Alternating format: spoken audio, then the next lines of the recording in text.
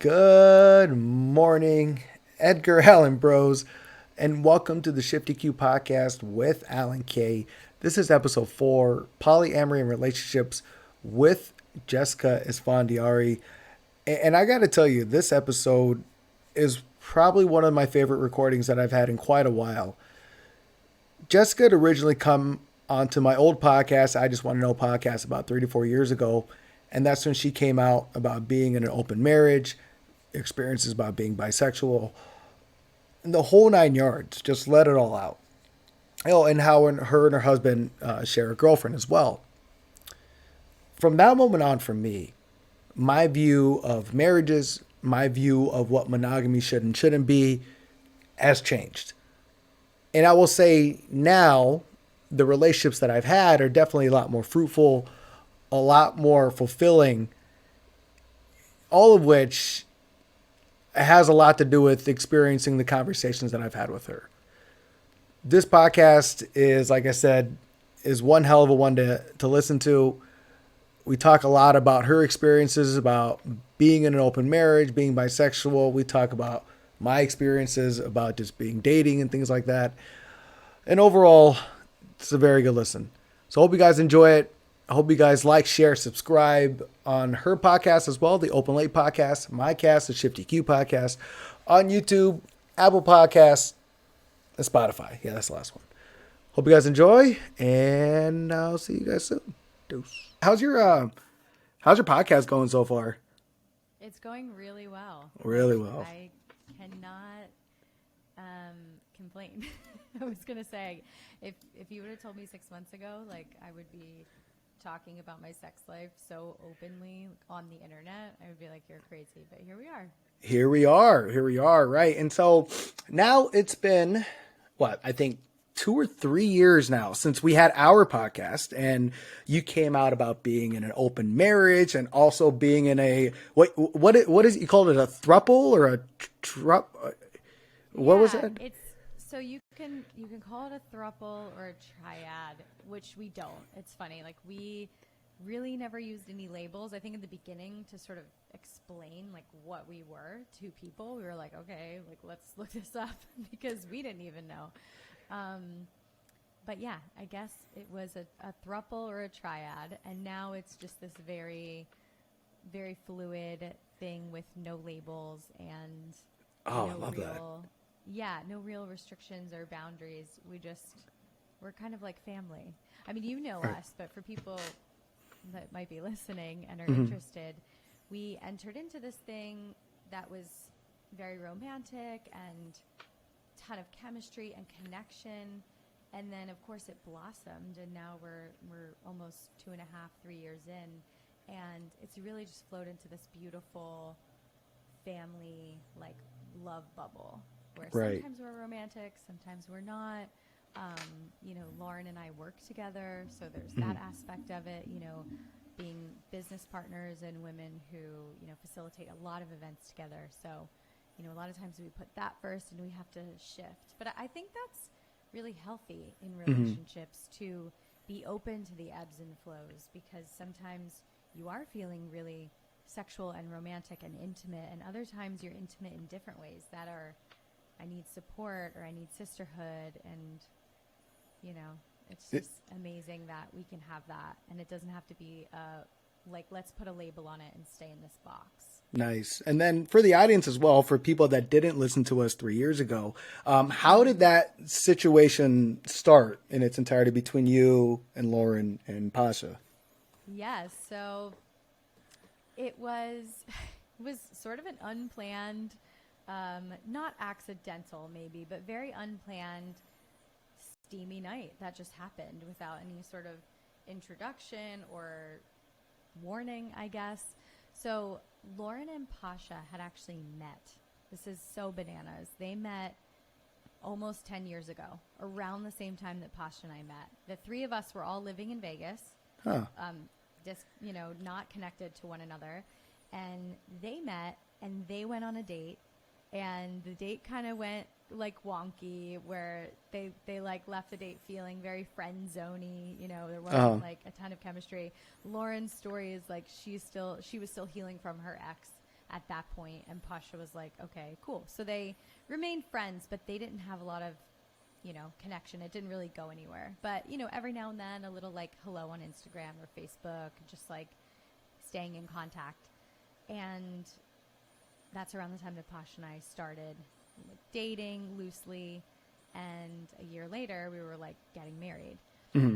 Fast forward 7 years, and Pasha and I were back coaching at Choice, which, we know is a emotional intelligence program that we've done. And in walks Lauren as one of the participants.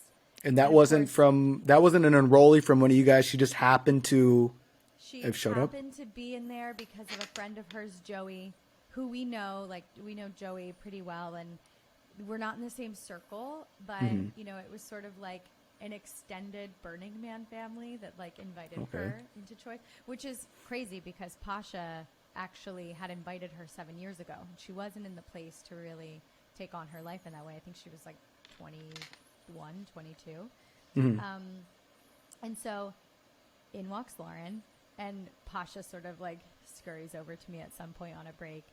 And he's like, hey, just so you know, it was like 7 years ago, but I went on a date with that girl and we like kissed or whatever, but it never went anywhere. Just so like you have all the information, because Pasha and I tell each other everything. We're like a very sharey, communicative couple.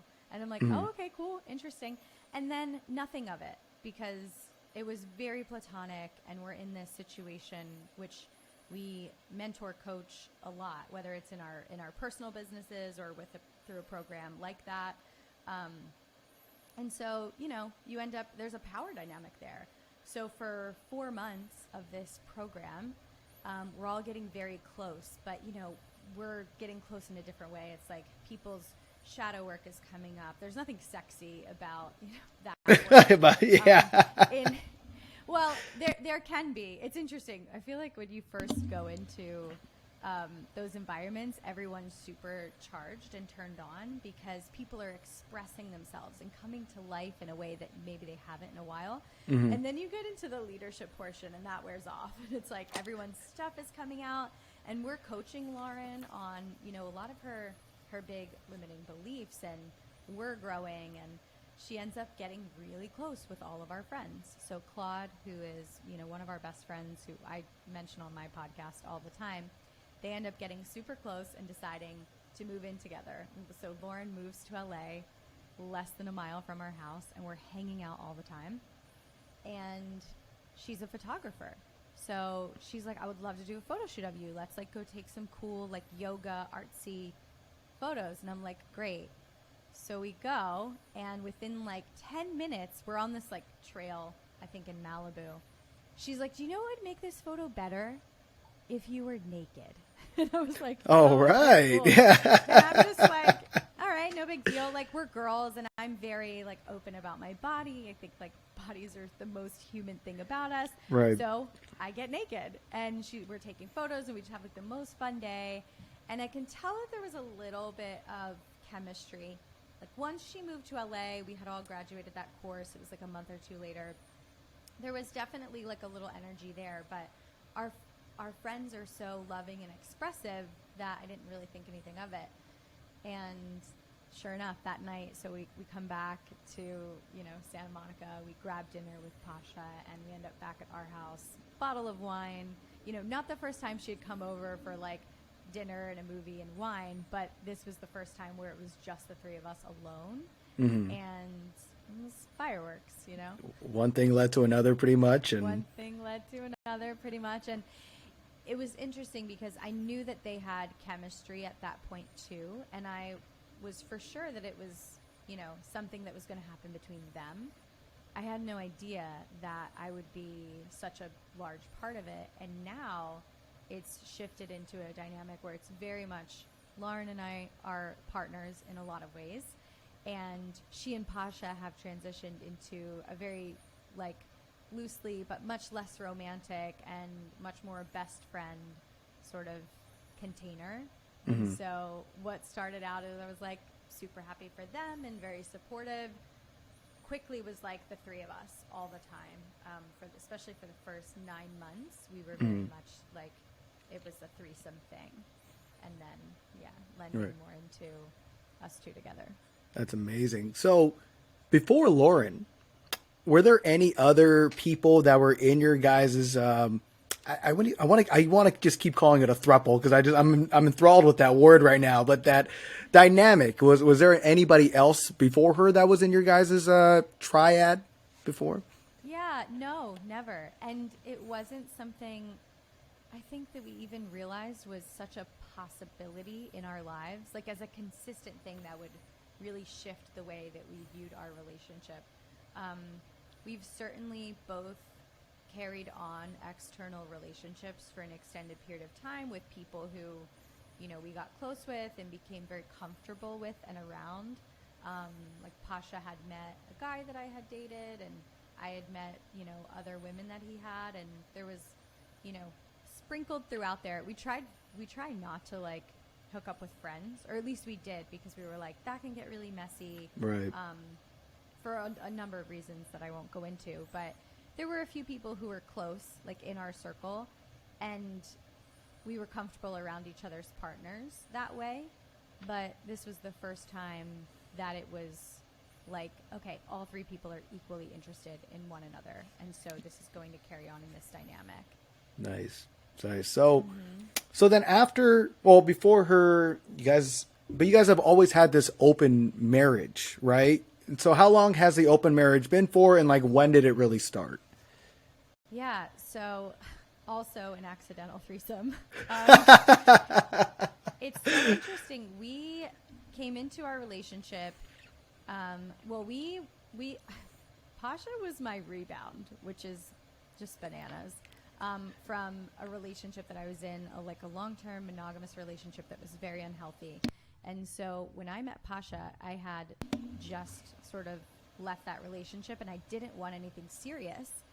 And so we just started casually hooking up. He was a friend of a friend. I had known him for a few months and just like felt very safe. It was a safe way to rebound, and it was great. And I had been very starved for intimacy and affection, and just sexually sort of deprived for a long time, and didn't realize it until I was out of that relationship because of, it was a lot of emotional heaviness and things of that nature. So I meet Pasha, and we're just like on this roller coaster of, I don't want anything serious, and he came on really strong, and then I was like caught feelings after 6 months, and then he was like, so we did this really interesting dance until we were both like in a place to consider being serious. So it was like 9 months in, and then that was it. We like moved in together. He was like, we're doing this. Wow. Like, you're going to be my wife. And I was like, I feel that. Right. He was my person. Yeah. Wow. So he moves in, and we were married a year later to the day of that like conversation. So that was in July, and in December, we weren't even married yet, but on New Year's Eve, we went home with a good girlfriend of mine in Vegas at the time. And that was our first sort of, we had never really even talked. I mean, Pasha knew that I was attracted to women, but it wasn't something that we discussed being open. We just sort of like happily fell into it. Okay. And then it just kept happening because I was like, this is something I want to explore.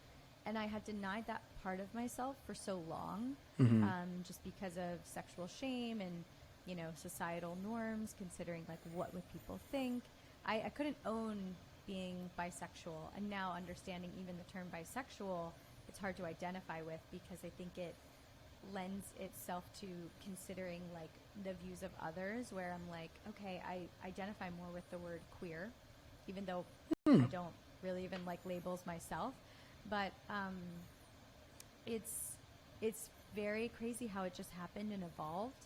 And we just sort of went into a flow with it, and we started having these monogamish experiences, right, where it was like we were together and committed to one another, as we still are, but we would have these fun adventures together.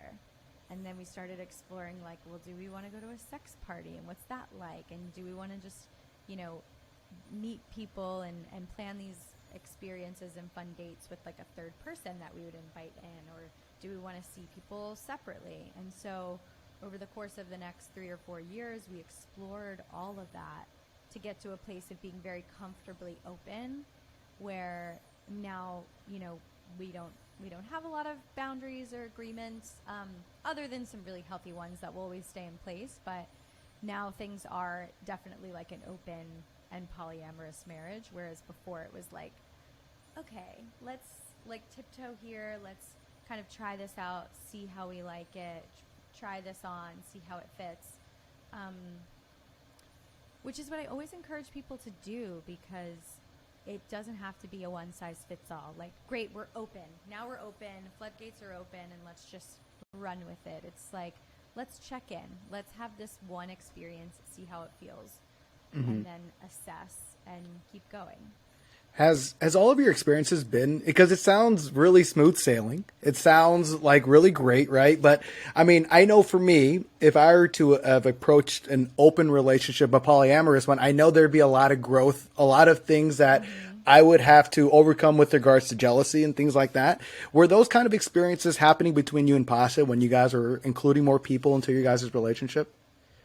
Absolutely. Yes. And I always remind people of that, especially on Open Late. On my show, it's like you're seeing the product of, working at this for 7-8 years at this point. And it was not like this in the beginning. I'd like to think that Pasha and I are very conscious and communicative, and we're really intentional about our relationship and our external relationships and who we share our energy with. But for sure, in the beginning, we were like toddlers that like had no idea what we were doing, and it's like sex is really great and fun, and like we wanted to do everything, and we had different ideas of like what it could look like. I could tell you numerous times where I was home by myself and Pasha would be out on a date or like on a trip, right? On a bachelor party, or like the first time we decided to do like a hall pass situation, right? Which is like where you're married or you're in a committed relationship and one person is like going on vacation, or maybe not even that, but they're going to go out for like one night and they have a like a hall pass. So they're granted this ability to do whatever they want.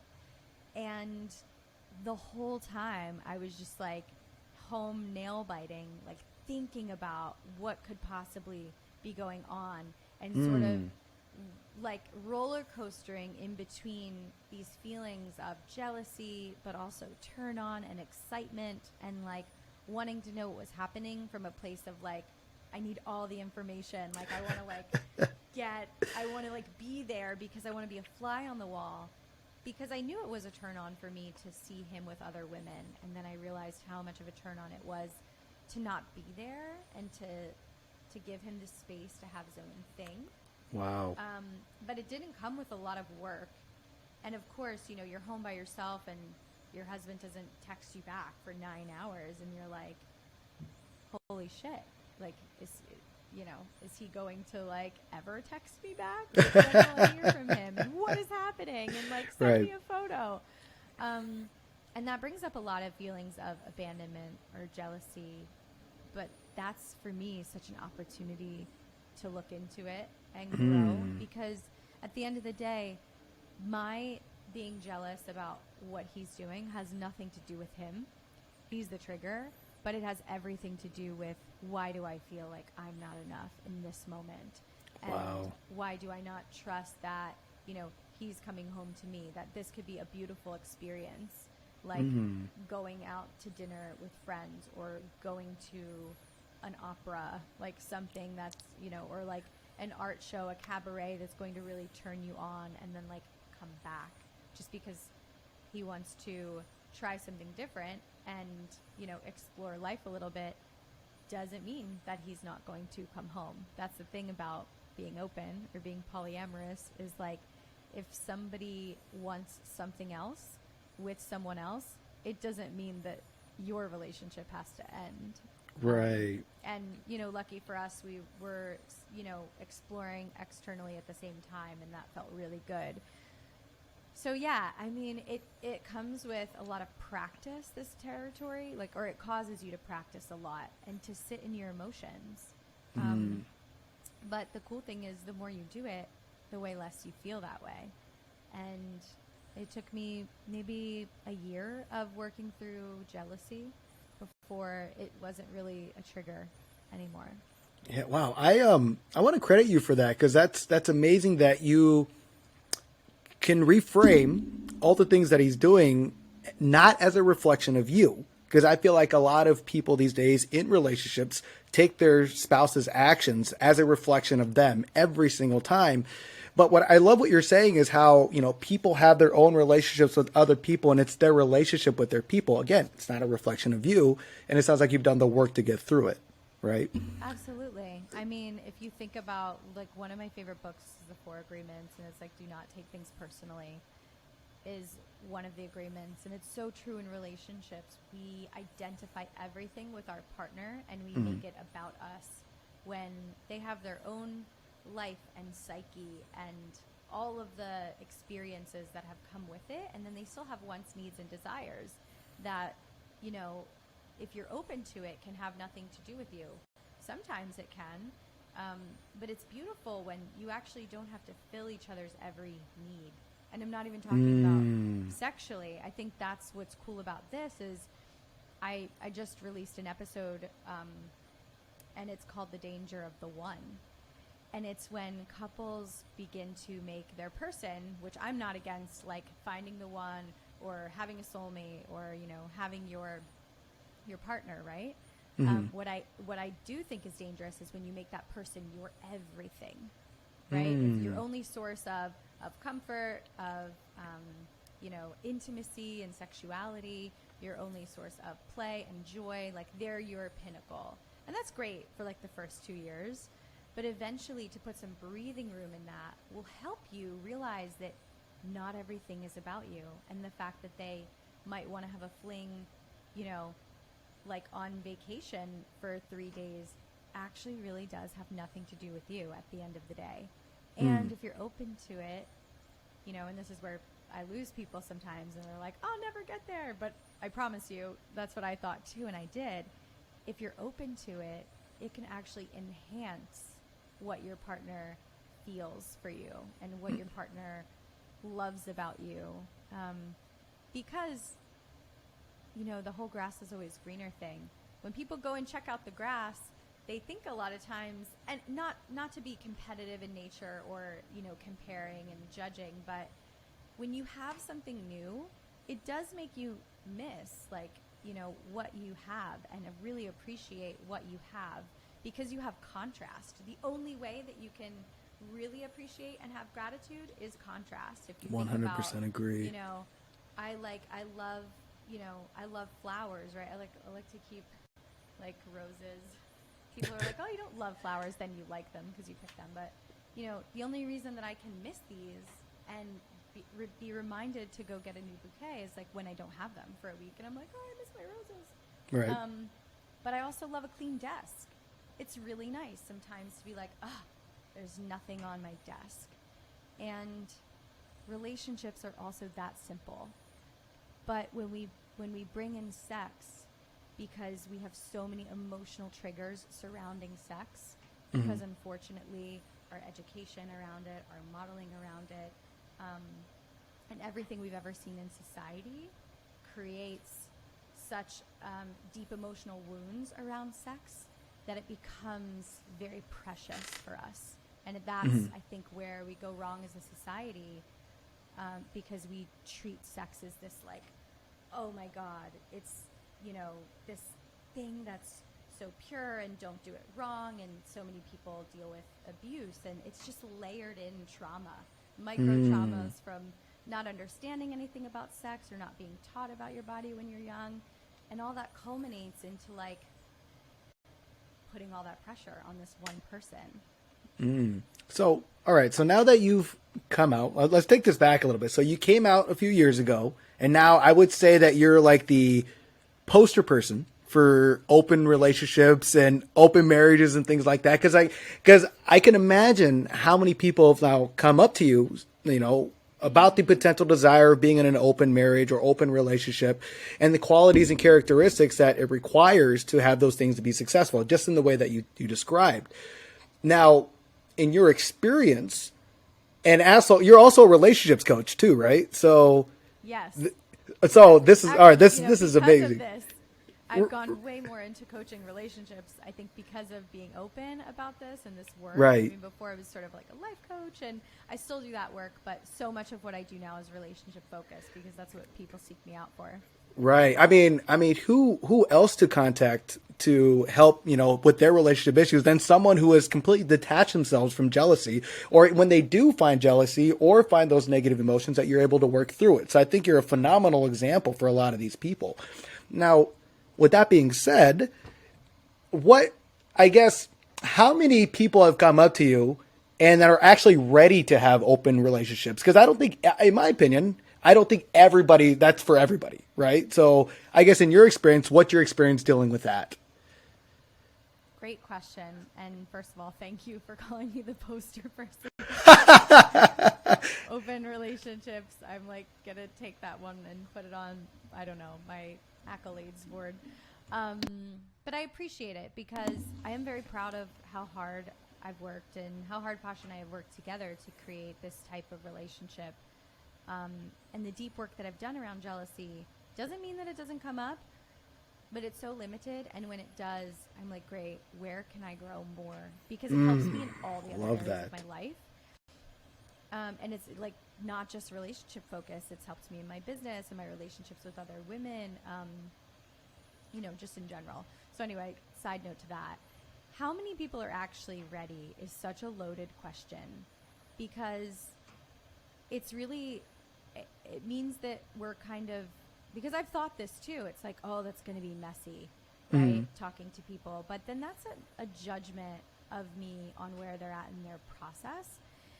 And I don't think that you're ever actually ready because there's always more work to do. So what even is ready? And it's like, you know, if you have desires and you want to explore them with your partner, it's actually going to be the best way to grow together and the best way to sort of work on the things that might hold you back from having like a very solid, healthy, happy relationship. Like maybe you do need the triggers. You need to like put the lid on and build some pressure or have some things go wrong to have the meat of it. So ready is like, it's a judgment and it's also person to person. Do I think that there are people who are coming into any type of relationship, even monogamous relationships, that aren't even ready for a relationship, potentially, because they might not feel whole and complete on their own, but that doesn't mean that they shouldn't be in one, that they shouldn't deserve, you know, that they don't deserve love and comfort and companionship, because it's such a valuable container for growth, whether it's monogamous, whether it's open, poly. So it's really not for me to say. Does it mean that it might be messier, like down the road, if you haven't done a lot of work? For sure. Do I see couples enter into it with sort of different expectations or different ideas about what they want and sort of different sensitivities? Absolutely. But that's all such juicy stuff to work with. I mean, which is why it's important to have support or reflection or an objective person if you're considering opening. That way you just have somebody to bounce your ideas off of. But I think two people doing it together, no matter what, if you want to open, don't deny yourself that experience, because it's going to be such an accelerator for your growth and your connection. And you're never really ready, right? It's like having a kid. Like, when are you ready? When are you ready to do that? That's a good point. That's a phenomenal point. Yeah, like you could always be getting ready. Like if we're like, oh, we have to qualify this for when we feel, you know, like we've done enough work to try our first threesome. It's like, oh, but wait, maybe we should wait until we do a little bit more work on this intimacy stuff, or maybe we should work on our inner child wounds before we bring someone else in. I think, you know, then you're always going to be like, oh, well, we can be more ready. And then you might never do it because you're like getting ready to get ready to get ready. And at the same time, it's like, be aware and have the balance that if you're not in a healthy place as a couple and you're trying to maybe save your relationship by opening up, and it's coming from a place of desperation, where you're not really happy already, then it is going to be messy. And if you're bringing in a third person, where's your responsibility in that to not bring them into a messy container? So I think there's definitely, there's definitely some weight and some opportunity to assess, but definitely don't wait for being ready. That's my advice. I definitely feel like those are those situations where when you get into it, you'll figure out real quickly what it is that you end up finding jealous. Like, oh, that actually made me jealous, even though I thought this was going to make me jealous. And like, what is it about that moment that makes me feel this negative emotion, and where can I work on that there? So yeah, I love what you're saying here, where it just takes, you got to be in the process to process it in general. Right. Mm-hmm. So have you explored at all? I'm so curious. Have I explored? Like, open or things that would trigger your jealousy? I've great question, by the way, even though this is my podcast, but I appreciate it. Is that okay? No, it's 100% okay. Well, no, it's funny. So I've dated women. I've dated a lot of women in the most recent years, right? And the thing is, it's like I've had a couple of women that I've been always, I don't want to say like terrible wording here, but guaranteed, we're like, hey, that's like my person. We for sure are going to hang out no matter what. And she knows I'm doing my own thing, and I know she's doing her own thing. And then there's other women that I dated where it's just me and her, and that's all I wanted to do. But with that being said, after our podcast 3 years ago, it made me really reflect on what I view monogamy as, why I held on to it so much. And kind of like what we were talking about earlier, where I realized, like, all the women that I've been intimate with and all the women that I've dated, those connections are just those connections with them. And it's of no, nothing about the person that I'm with or I'm not with or anything like that. And because of that, and because of our podcast, like Teresa, I've had some amazing dates, amazing connections. And, I've gotten serious with a couple of girls, but in the most part, I like being a bachelor. I like being open about things because it allows me to connect with other women and be on these dates. And I've learned so much, not only about them, but about myself.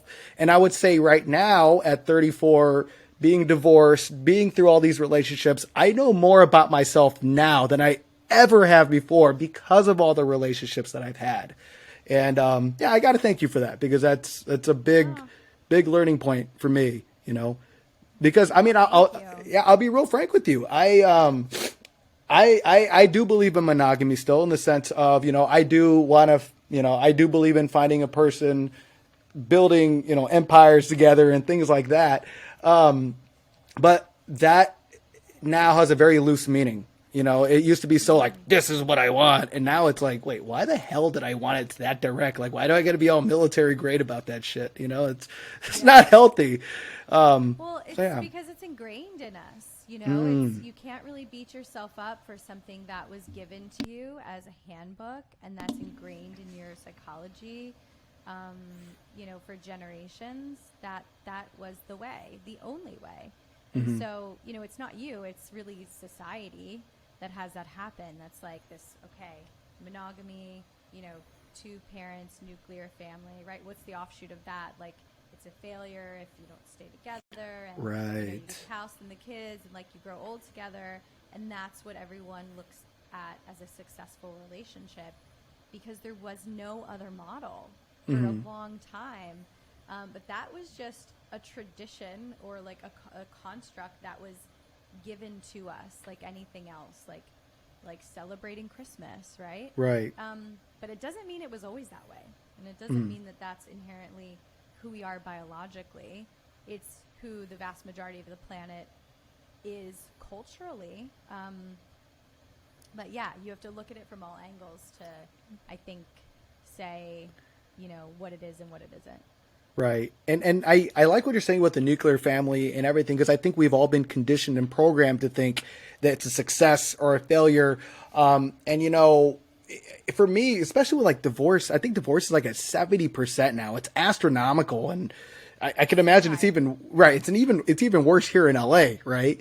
Yeah.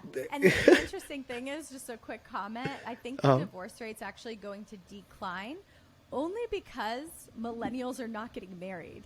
So, Yeah. like our generation, and like I kind of identify, I mean, I don't really identify with millennial because we're kind of cuspy. We're like on the higher end, but we're just not marrying. I read a study recently that the marriage rate of millennials has dropped nearly 40%. Yeah, 40% since the 70s. Wow. So that's nearly half of the percentage of people are just not getting married. They're not getting married. They're not having kids, at least not early, if not ever. And I think that's an interesting thing to look at, likely because they've seen it as something that doesn't work and shifting out of the model, or it's just not important because maybe they're finding that they can have deep connected relationships without having that.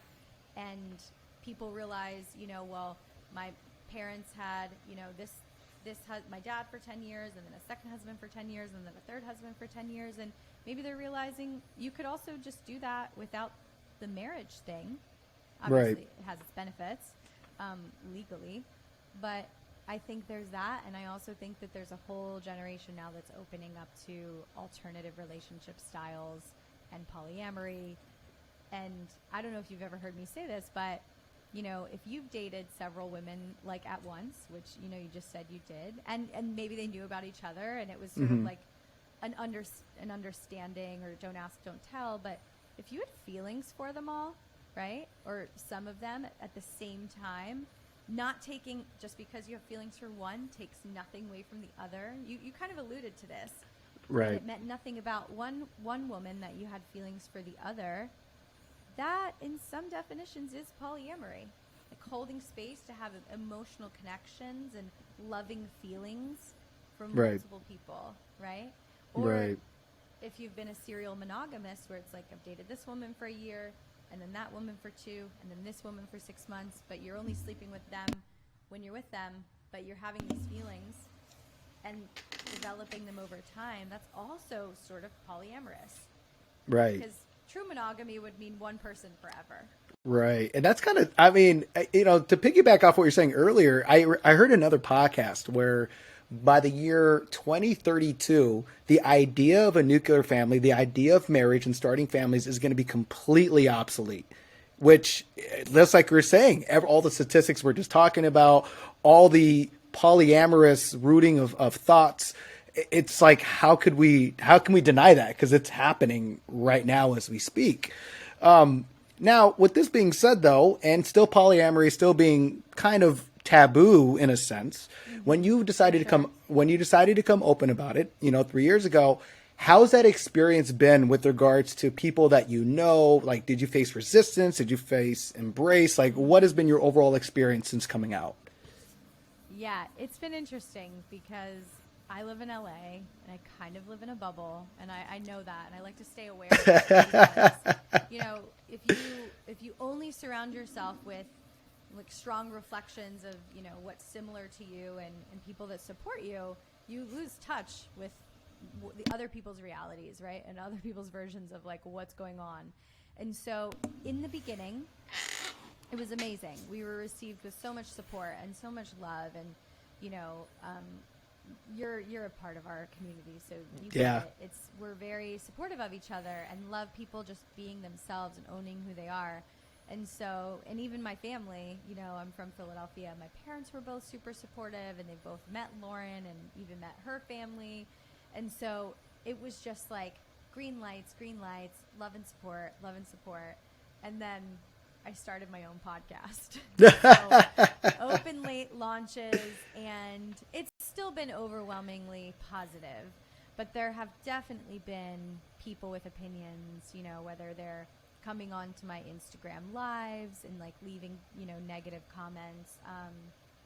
And I've had a few people who have beautiful questions that disagree and that really want to gain understanding, but are like, this isn't for me, could never be, but I'm curious about how it works for you, from like a really great place. But then I've definitely had just like straight up haters and trolls being like, you're going to be a terrible mother. Like, 'cause I talked about, having kids on an Instagram live recently, And, I'll get some of that still. But it's funny, I was just having this conversation the other day with Robbie, who's like a really good friend. And he was like, wow, you're like Buddha. Because I was like, well, even if they're hating on me and they ask me a question, it means that they're triggered, which means that they're examining something that's uncomfortable for them. And maybe it'll plant a seed for them to be open-minded, and it'll crack a little light in there so that they can see, just because I want to live this way affects them in no way whatsoever. And just the ability for someone else to see somebody else's life and get to a place of non-judgment about it would be so beautiful. And if we could have more of that on this planet, and I could look at their idea of maybe monogamy and see why for them it's the pinnacle of success and their way to do relationship. But I think what I'm always happy to do is open people's minds to there's not just one way. And just because I'm doing this doesn't mean that I want you to do this. I think if you're happy and fulfilled in your monogamous relationship, then amazing. I just want people to be happy at the end of the day. Right. And the real reason why I do the podcast is because I think there's so many closeted people who want this or already living like this in secret or have these desires and are afraid to explore because they don't see healthy versions of it, in society and culture, media, news, anything. So you're right. It's still very taboo. It's interesting because, I've seen you, Pasha, and Lauren together. We were just all together on New Year's, and I love every single time we're all together and Lauren starts flirting with Pasha, and Pasha's like, I'm a married man, blah, blah, blah, blah. It's my favorite thing that Pasha ever says every time. And it streaks a chord, but I do love the fact that you provide that open forum for other people, and the fact that you are a Buddha-esque kind of approach where you could just immediately take yourself out of their animus and realize that it's just a reflection of them and has nothing to do with you, And I would also say that I think there is one of the things that add to that negative energy or the negative connotation of what goes on is the fact that the only time that you see a throuple, I love saying that, a throuple in public society is in porn, I would say. You see threesomes all the time in porn, and so therefore everybody always just takes polyamory as an excuse to have a giant orgy, And so it's if you're rooted in that, then yes, I can understand that. But observing you guys, and observing how you guys have been, again, you've changed my mind in its entirety because of just watching how you guys all interact with each other. And like I said, it made me reflect on wait, maybe I'm not right on this. Maybe monogamy isn't 100% the answer, on things like I used to say. So I definitely want to credit you for that and provide that open space. So thank you so much. And I think what you just said is actually so kind of intuitive about sort of the only thing that we see, the only time we see non-monogamy is in porn, and it's very aware. I've never thought about that before, but it's true. Any form of non-monogamy and moresomes gets so over-sexualized and becomes taboo and is looked at as very, kinky and maybe dark because people, that's the only association they have. And not that all porn paints it that way. There's some beautiful, depictions of very loving, triads or thruples or moresomes there. And shout out to Balesa, which is an all women's, it's women founders and owners and content creators. It's a website for amazing porn. I will check it out. You have to check it out. That's your homework assignment. Yeah, it's for science, guys. It's for research purposes, of course, of course. But I just love that you kind of put some words to I think something that I didn't really has been swirling around for me. Why is this looked at as so shameful and taboo? And it's because the only place that we ever see it, or that I ever saw it, especially growing up, I can only speak to my own experience, but is in adult entertainment.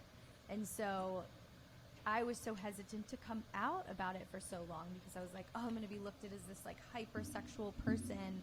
And of course that still happened. Everyone thinks as soon as they hear our relationship, they literally think that we sit home and have sex all day. And I think what you're saying is so true. Spending time with us, it's like we're just regular people, like Right. just living life. And then sometimes the three of us happen to have sex. But yeah, so thank you for that. I think it's really interesting. It's a really interesting point. All right. Yeah. Now, I got to ask you, I've been wanting to ask you this forever now, but now that you gave me the green light to ask you anything, I'm going to ask, right? So with you being bisexual or queer or however you want to define that label to be, when you're in those intimate moments, when you're having sex with the woman or with the man, for you, how does that like change? Because I don't think we talk about enough like the experience of a bisexual person and then the roles in sex for which it changes based on being with the man or being with the woman. For you, does that change? And if so, or if not, how or how not, or anything like, can you elaborate on that? Yeah, of course. I love this question. It definitely changes. It changes person to person, whether I'm having sex with a woman or another man. I'm very energetic in nature. There's this thing called the erotic blueprint. It's a little quiz that you can take actually online, and it's free. And there are 4 sort of categories that people fall into. Have you ever heard of this? No, I am all ears though. Yeah, it's so great. So you'll have to take it. I'll send you a link for it, and you can put it in your show notes. So anybody who's listening that wants to take it can take it too. And there are 4 categories. So the first one is kinky, and that would be anything that's kind of taboo or power dynamics, BDSM, which isn't all whips and chains. Like a lot of BDSM could be like worship play. The ropes don't have to be like restrictive and, from a place of like wanting to dominate somebody. They can actually be very sensual. So that leads into the second one, which is sensual, and that's you get really turned on by using all of your senses. So bringing like taste into the bedroom, or different types of touch, like light touch, like feathers, or like something heavy on your body, like chains. Sounds can turn you on. So that's a sensual person. The third one is energetic. And so an energetic person gets turned on by energy. So like anticipation can be very much a turn on. And I identify as like very energetic in nature. I'm energetic and kinky, mixed between the two. For energetic people, teasing can be that's like a turn on for them. And then there's sexual, which about 80% of men on the planet are sexual. They will take the quiz and it'll come back sexual.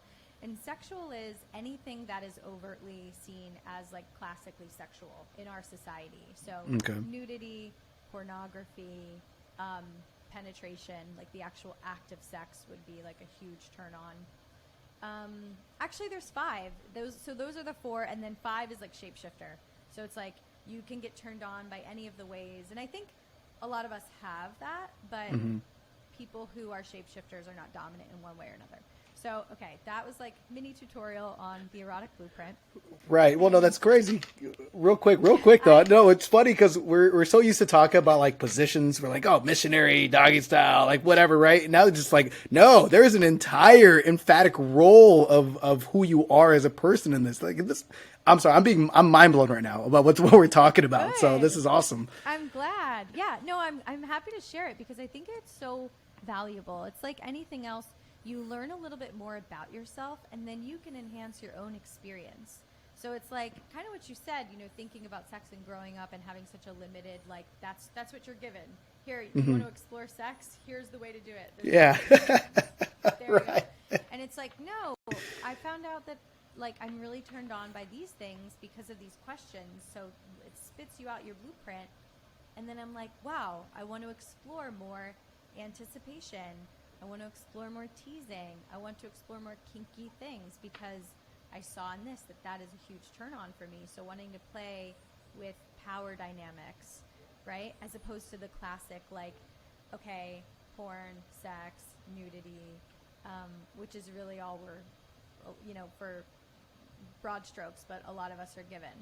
And so I think, like, to answer your question, now going into it, I like to be very present with whoever I'm with, right? And also feeling into their energy, right? Are they interested in a certain power dynamic? Is their energy coming across as more dominant or as more submissive? You know, and when I first started to be with women, this was a huge concern for me because I had all these like self-judgments of like, you know, and this is how I thought back then, for lack of better words. Like I was so limited in my vocabulary and my own judgment of self, and which then I realized was judgment of others too, that I got to unpack. But I was like, am I going to be the man one? Am I the butch one? Like what's, you know, I want to make sure that like I'm not that, and I'm still like feminine and sexy, and not realizing that like it doesn't have to mean like man or woman, you know, it's very much an energy that you can play with. And so with women, I like to switch. Sometimes I can be more feminine and more submissive, and then sometimes I can be more dominant in my play. And with women, there's so much more breathing room in the bedroom because, you know, with women, we can stay turned on for hours and we can have multiple orgasms, right? Lucky. And I mean, a lot of men can as well.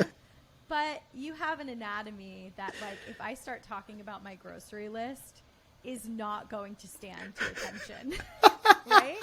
Like, if I'm in bed and I'm like, oh my God, you know, we should cook tomorrow. We should make butternut squash soup. Like, that's not a turn on. Maybe the fact that I said butternut squash. Butternut squash. If I start, like, giggling and talking, like, about a show, you're going to be like, we're kind of in the middle of something, right? And so women can do that. And we do that. Lauren and I are so guilty of this all day long. We will just start laughing and completely like lose our, you know, train of thought, and then have a 10-minute intermission and then jump back into it.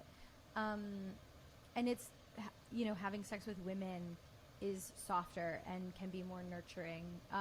You know, not in every single instance, but these are just like generalizations. So I tend to access a bit more of a nurturer, right? And when I'm in those spaces, I've definitely had just some really sexy, hot, passionate experiences with women and with Lauren. But it has more breathing room. Whereas with men, the intensity is higher. A lot of times there's more speed. There's, I feel like, more movement even, which I really like also. Like I'm turned on by having variety, which is like why I love my life. I always say I'm an options girl. And, you know, when I'm with different people, I like to sense their energy and just treat each person, you know, as their own person and be present to that. And it changes even with people over time, you know.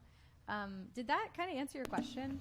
No, it did. It really did. Okay. And I love what you're saying here, because it's not just one role or the other. It's the person that you're with. Because, yeah, I mean, for me, in my experience, there's a lot softer times. There's a lot more intimate times. There's also, hey, we're really drunk right now. Let's just get this on and go. Let's get this wham, bam, thank you, ma'am kind of a feeling, you know. But it's just fluid. And those energies also are shapeshift based on the people that I'm with as well. And sometimes you could have that same intimate moment with one person, and with that same person, you could just be overly aggressive and certain, just, you know, like you're saying, you feel the energy, feel the mood, and you kind of go with it. Yeah. And I love the fact that we talk openly about sex and regularly, because I think sex is an amazing thing. Like it is, you know, I don't know why we don't talk about it more often. It's amazing. You got two people that love each other very, very much. No, I'm just kidding. But you get what I mean. You know, people really connect. They do something physical, emotional together. And I think we should definitely start normalizing it way more than you know, what has been in the past, for sure. So yes, I would agree with you 1,000,000% to that. I mean, it's how we all got here, right? If you think about it, it's like the basic biology of being human means that you must procreate, and you know, a lot of us are having sex not to procreate. However, the act of, you know, experiencing and trying everything, it's literally why we're here in these human bodies in this human form, right? Spirit can't have sex. It literally has to come into this physical form to experience that level of intimacy and connection and physicality.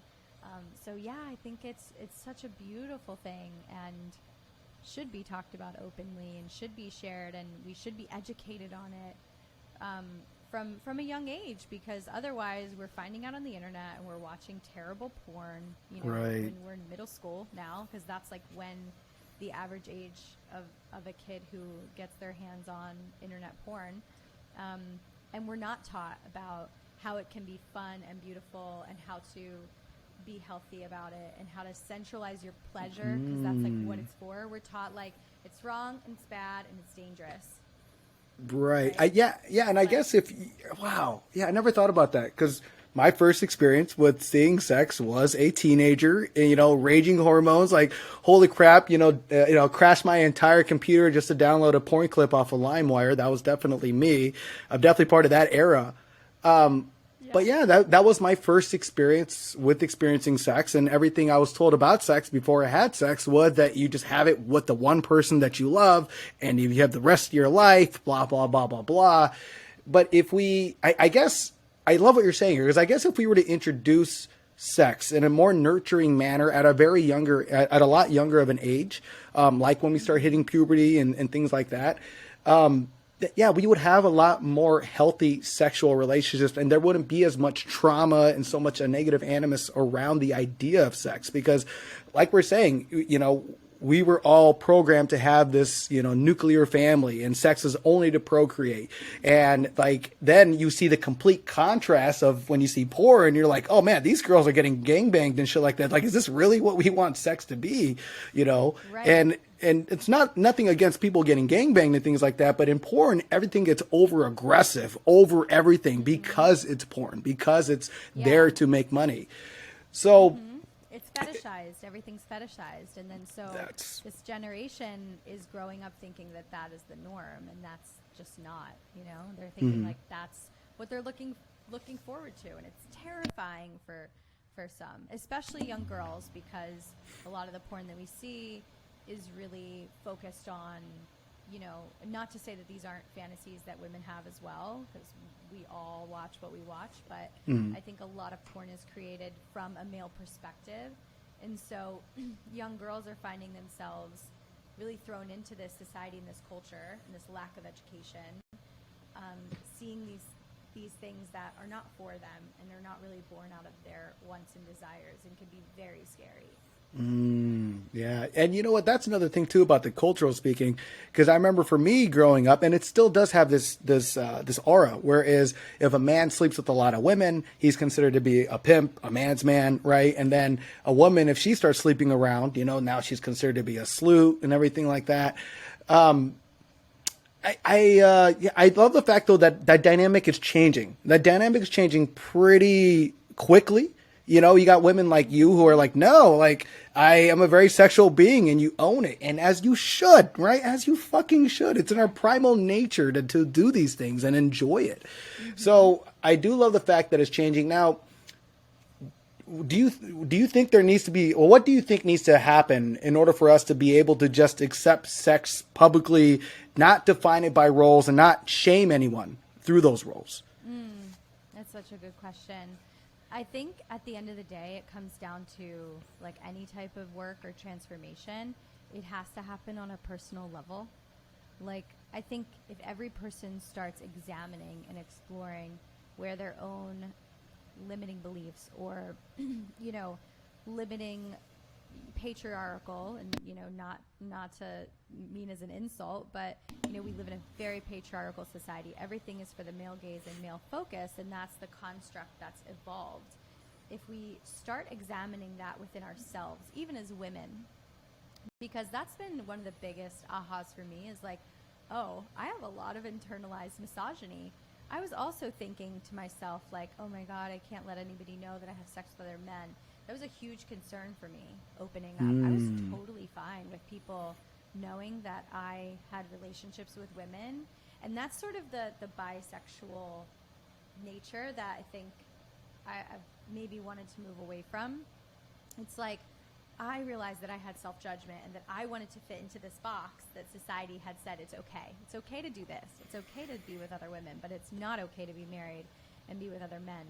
So I think if we all just start examining on our own, like, I got to change myself before I can change society. The question was, like, how do we have it more acceptable in society and change society faster? It happens on a personal level. It's just like, you know, how do we create a more peaceful world? It's like, well, when each individual person works on becoming a more peaceful person, then that reflects out into the world, because then you raise more peaceful children and you affect your neighbors with peace, and then they see you as a model of peace and they know what peace can look like. So they maybe see me and they know what an ethical slut looks like, and they can see an ethical slut. Yeah, well, I'm just sorry. I just didn't expect that ethical slut. Sorry, I just did not expect to hear that at all. Okay. There's actually a book, and it's called The Ethical Slut. I'll send you a link for it, but it's written by these two women, and forgive me because I'm terrible with author names. And it's all about reclaiming the word slut and reframing it, because it's, you know, it's been fetishized and it's been taboo and sort of created to have such a negative connotation, or evolved to have this negative connotation. And I love the idea that women are reclaiming it. And if men can be slutty and celebrated, women should be too. Yeah, I love the fact that women are honing their sexuality, because it's like, it's what I love about it as a man is because as a man, what I used to see is I would have to do all the pursuing and then convince them, right, to have sex. And then the dynamic would be where it would seem like, oh, I'm gaining it and you're giving it up, right? But now what I've been seeing, like, is women are just as assertive as men, and if not more assertive. They do it a lot more subtly, which is why I respect it, because they won't be like, oh, I'm like, whatever, like sliding a DM, sliding like a random text, like, you know, I hate to say it, but the game changed a lot. And the fact that, like, I don't feel this urge to constantly be the person that has to lead, and some other woman could take that lead for me because she wants it just as bad. I love the fact that it's changing so much for that. Like, and it's great. It's beautiful for sure. So it's nice to be pursued, right? Oh, it's nice beautiful. To know that you're wanted, and that's why, you know, like patriarchal society, it's such a charged thing, right? This is a very charged word that we've been, you know, using the past couple of years, especially I would say the last 5 years.